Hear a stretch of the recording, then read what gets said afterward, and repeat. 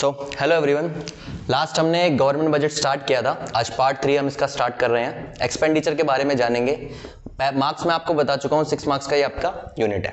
ठीक है, हमने डेफिनेशन की बात की, ऑब्जेक्टिव्स की बात की और रिसिप्ट की बात की थी। ठीक है, उसी में आज हम कंटिन्यू करने वाले हैं कि रिवेन्यू एक्सपेंडिचर क्या होता है और कैपिटल एक्सपेंडिचर क्या होता है। अब रिवेन्यू एक्सपेंडिचर की बात करते हैं सबसे पहले। अब रिवेन्यू से आप एक चीज जान लीजिए, ये रिकरिंग नेचर का होता है, यानी बार बार होता है। कैसा नेचर होता है इसका? Recurring nature. ठीक है, जैसे गवर्नमेंट है, उसने लोन लिया है, वर्ल्ड बैंक से लोन लिया, उसकी इंटरेस्ट पेमेंट, सैलरीज देना, जैसे गवर्नमेंट एम्प्लॉयज होते हैं, ठीक है, उनकी क्या जाती है? सैलरीज जाती है। तो ये ऑब्वियस सी बात है, मंथली होते रहेंगे। ये तो है नहीं कि 10 साल में एक बार सैलरी दी जा रही है, ये मंथली दी जाती है। तो ये किसका पार्ट हो जाता है आपका? ये हो जाता है रिवेन्यू एक्सपेंडिचर, जो रिकरिंग नेचर का होता है। सब्सिडीज क्या होती है? एक तरह की छूट होती है जो कि आपके जैसे सिलेंडर्स पे मिलती है, जैसे हमने ऑब्जेक्टिव में पढ़ा था, उसमें कहां मिल रही थी? खादी प्रोडक्ट पे मिल रही थी आपको।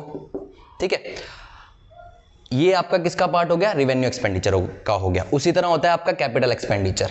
कैपिटल एक्सपेंडिचर की एक बात है, ये कैसे नेचर का होता है? नॉन रिकरिंग नेचर होता है इसका, ये बार बार नहीं होता। ठीक है, अच्छा, उससे पहले जान लीजिए, जैसे हमने उसमें पढ़ा था कि इससे ना कोई एसेट्स बनती है ना कोई लायबिलिटी क्रिएट होती है। यानी रिवेन्यू नेचर क्या दिखाता है कि किसी तरह की आपकी लायबिलिटीज नहीं बनती है, ना ही एसेट्स बनती है।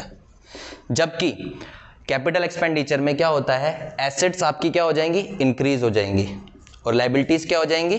कम हो जाएंगी।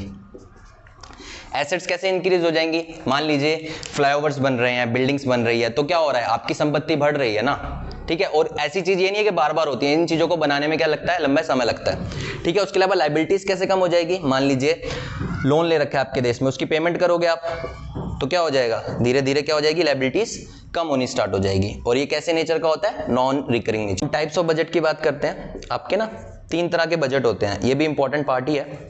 पहला आपका होता है बैलेंस बजट।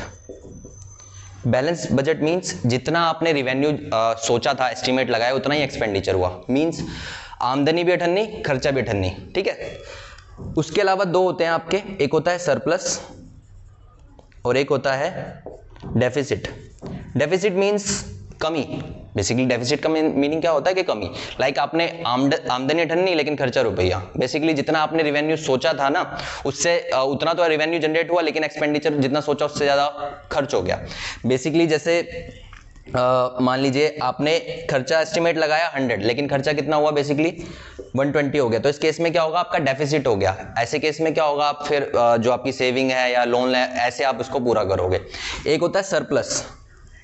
सरप्लस में क्या होता है? बेसिकली सरप्लस बहुत इजी है समझने के लिए, कि आपने एस्टिमेशन लगाया 80 रुपए, आपके उतने भी खर्च नहीं हुए, उससे ज्यादा रिवेन्यू भी जनरेट हुआ आपका, और 60 रुपए ही खर्च हुए, तो आपको क्या हो गया? सरप्लस बच गया बेसिकली। ठीक है, अब थोड़ा ना एग्जांपल कोरोना से रिलेट करते हैं, कोरोना की कंडीशन से, कि किस तरीके से अभी देखिए फिलहाल कोई बिजनेस चल नहीं रहा है, तो किसी भी तरह का रिवेन्यू या कैपिटल रिसिप्ट बन नहीं पा रही है। लेकिन वहीं दूसरी तौर पर क्या हो रहा है? खर्चे हुए जा रहे हैं। अब यहां पर रिवेन्यू एक्सपेंडिचर कैसे होंगे? गवर्नमेंट क्या दे रही है? सब्सिडीज दे रही है, हेल्प कर रही है। अब जो पुअर पीपल है उनको खाना पहुंचाना, ठीक है, राशन वगैरह फ्री करना, तो ये कहीं ना कहीं क्या हो गया? रिवेन्यू एक्सपेंडिचर हो गया ना। अब आपके देश में प्रॉब्लम हो रही है, आपको वैक्सीन वगैरह भी बनानी है, तो उसके लिए कैपिटल भी चाहिए एक लार्ज स्केल पे, तो उसके लिए भी लोन लेना पड़ता है। अब वर्ल्ड बैंक हेल्प करेगा, IMF हेल्प करेगा, बाकी कंट्री हेल्प करेगी।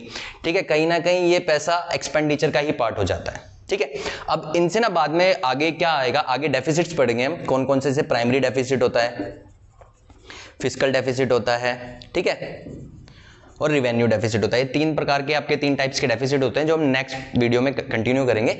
अभी के लिए इतना ही ठीक है, क्योंकि इतना आप समझ लो। ठीक है, उसको अलग से करेंगे, क्योंकि उसको अलग से समझना ही बेटर रहेगा। ठीक है, थैंक यू।